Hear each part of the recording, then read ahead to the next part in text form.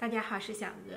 今天呢，我们用豆皮来分享新吃法，简单营养又解馋，招待客人呢也特别有面子。我们首先把豆皮给切成大约馄饨皮大小的小方块，尺寸呢就是8×8到10×10左右。再准备一些荸荠，也叫做马蹄，清洗干净呢，给它削去外皮。马蹄它的口感清甜爽脆，和肉馅搭配到一起呢，清爽解腻，非常的好吃。切好之后呢，倒肉馅中，我们再加入葱花、姜末、盐、生抽、蚝油、鸡精，最后呢再打入1颗鸡蛋。加入鸡蛋呢，口感更滑嫩，更好吃。再用筷子同一个方向搅拌至肉馅上劲。我们在豆皮的上方角落里给它放上肉馅，然后下面的2个角给它抹上蛋液，先把上方给折一下，然后再折2边，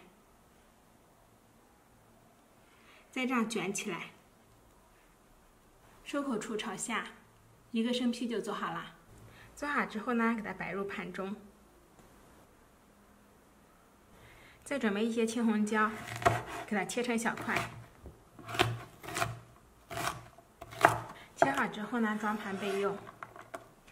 锅里面稍微多加点食用油，油温微热，我们放入豆皮卷，开口向下，防止散开。先中小火煎至底部金黄，我们再翻面，煎到另外一面金黄。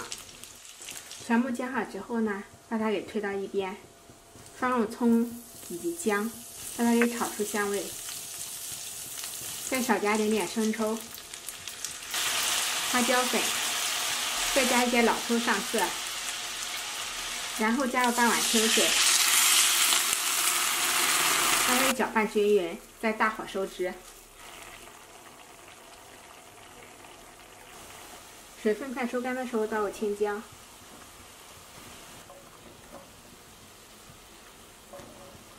特别好吃的虎皮豆腐卷就做好了，寓意着年年有福。里面加入马蹄之后，爽脆可口，香而不腻，越吃越想吃。觉得不错的朋友就收藏起来试一下吧。